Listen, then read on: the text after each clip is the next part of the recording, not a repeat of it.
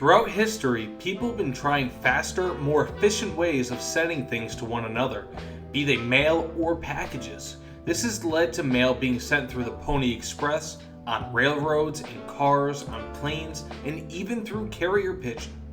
One innovation, however, stands apart from all the rest due to the promise that it held and the retrospective wackiness that we look upon it with today.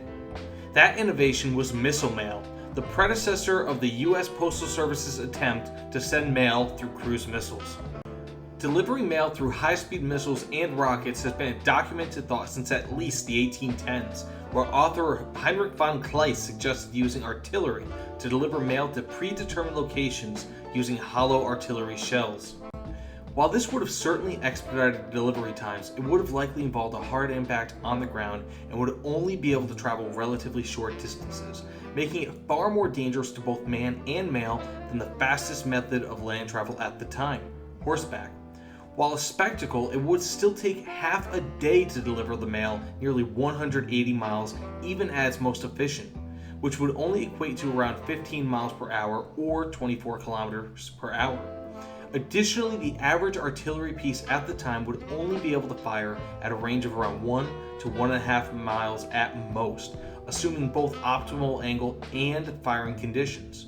This also means that an absolute minimum of 120 cannons will be needed at precise locations to fire in a pre-selected path. To complicate this, these cannons were extremely inaccurate compared to modern-day artillery, and would have a difficult time landing where one would need. Around this same time, however, there were limited uses of rockets to deliver mail on the island of Tonga, but with mixed results, as such devices were unreliable at best and had no method of control beyond just pointing it in the direction in which you wanted it to land. Work on rocket mail and other alternative forms of explosive conveyance were minimally worked on until around the 1930s, when rocket technology had reached a point of being just reliable enough and having a long enough range to begin modern testing. It had worked with limited success, as many of the rockets used for mailing were only capable of traveling a few hundred meters at most, which served as mainly a proof of concept. One such example is when a rocket attempted to carry mail over a frozen Greenwood Lake in southern New York and only managed to fly a few hundred yards, but still deliver the mail intact, of which was later processed. A much more successful use of rocket mail was in the 1930s, when Austrian Friedrich Schmeidel launched numerous mail rockets accurately at distances of up to 6 kilometers away, but was stopped due to laws banning the use of explosives and subsequently World War II. He abandoned his rocketry work despite its success and focused on other endeavors, due to the fact that he feared that his rocketry knowledge would be used to create weapons. The largest leap forward came during World War II with the advent of both the V-1 and V-2 rockets pioneered by Germany.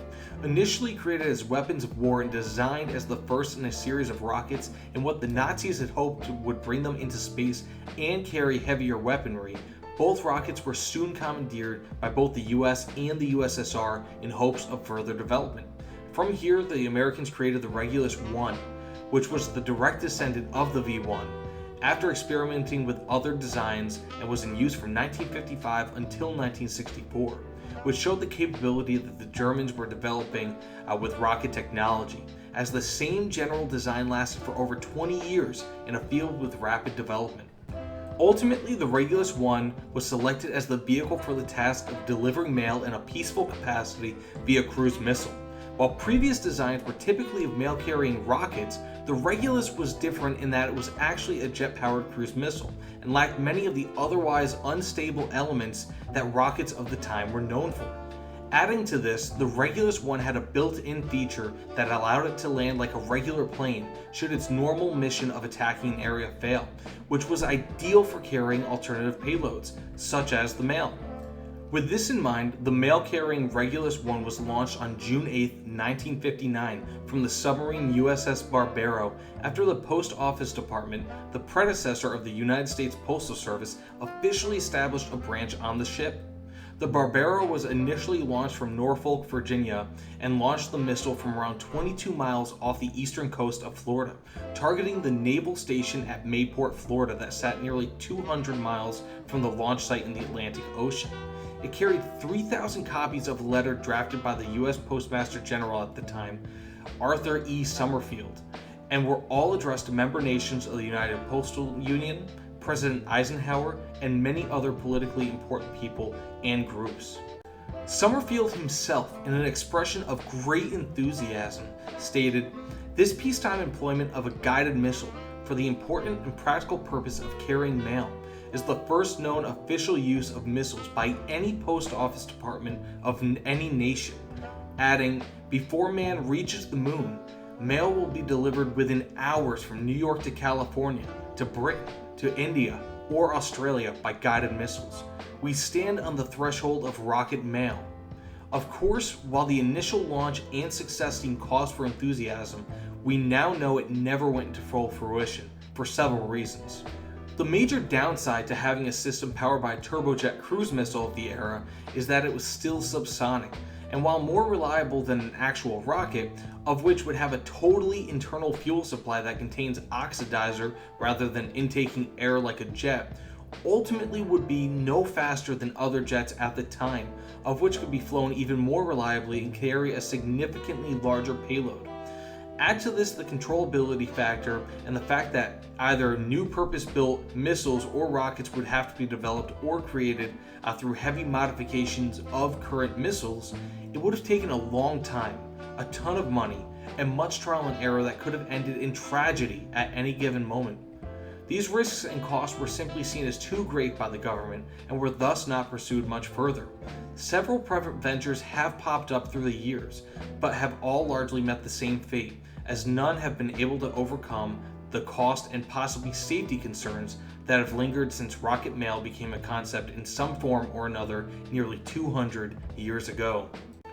Ultimately, both missile and rocket mail could be both inexpensive and quick, but the trade-off in such a scenario would be to make them smaller and take away almost all forms of active guidance that most modern-day missiles enjoy. One could easily imagine a battery of cheaply made and poorly controlled rockets being blasted into the general vicinity of a somewhat distant post office, but in the age of small and inexpensive drones, such a possibility has gone from being mused over by those in charge to being viewed as a joke and nothing more than a historical novelty. Will missile mail ever blast off?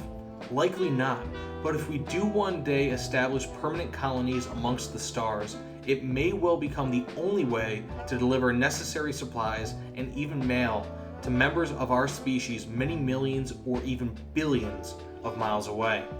Thank you all for watching my video. I hope you thoroughly enjoyed it. Please subscribe if you learned a thing or two, as I'm trying to grow my channel and will continue to post interesting and unknown parts of history, along with also improving my videos. Again, thank you all so much, and I hope you all have a great day. Take care, everyone.